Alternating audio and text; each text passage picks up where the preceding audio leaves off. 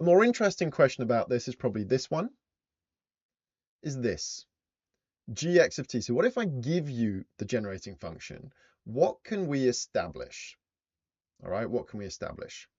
Well, what values can x take? Well, you know, remember, we do have the ability to expand this. That is 1 plus 2t plus 2t squared over 4. So what values can x take? Well, look at what powers of t I've got. I've got t to the 0, t to the 1, t to the 2, right? I've got t to the 0, I've got a t to the 1, I've got a t to the 2, i.e. x can be 0, 1, or 2. In the same way, g dashed x of t is equal to 2 times 1 plus t over 4. E of x is 1. G double dashed x of t is just 2 over 4. Therefore, e of x squared minus e of x is a half. Therefore, e of x squared is 3 over 2. Therefore, var of x is 3 over 2 minus 1 squared is a half. So we're just using those same ideas from scratch.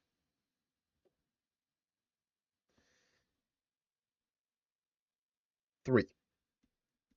What if S is the sum of a bunch of random variables? And this is a very powerful result. Well, Gs of t is the expected value of t to the s, which is the expected value of t to the x1 plus x2 plus x3.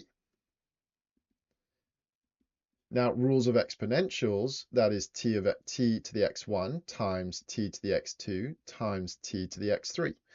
Now, because x1, x2, and x3 are independent, we can do this. That is the expected value of t to the x1 times the expected value of t to the x2 times the expected value of t to the x3. i.e., all of these have the same generating function. So that is 1 plus t squared squared, 1 plus t squared squared cubed, which is 1 plus t to the power of 6 over 4 cubed, 256. Nope, 64. Well done. I went one too far.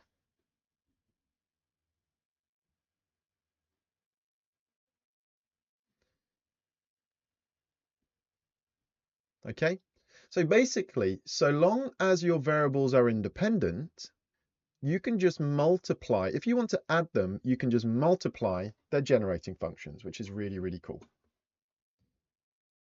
Now, the really useful thing here is the expected value, well, it's just going to be the sum of the expected values, but it should come out this way as well.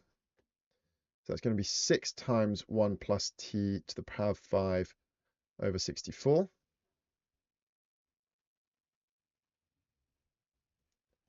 Plug in 1, that is 6 times 2 to the 5 over 64. What's 2 to the 5? Well, it's just 6, isn't it? No, it's not. Ridiculous child. It's 3.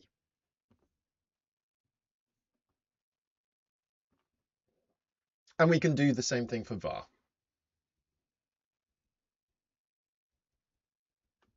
So differentiate that again. You get 30 times 1 plus t to the 4 over 64. So the expected value of s squared is 30 times 2 to the 4 over 64 plus the mean. 2 to the 4 is 16, so 30 over 4, 15 over 2. I make it 21 over 2, and we can figure it out from there.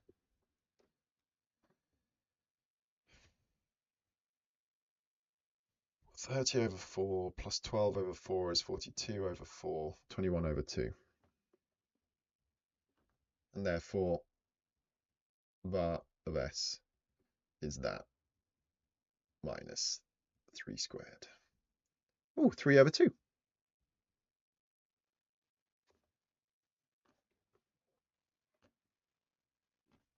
Okay, so really it's this idea here that we want to have at the back of our mind.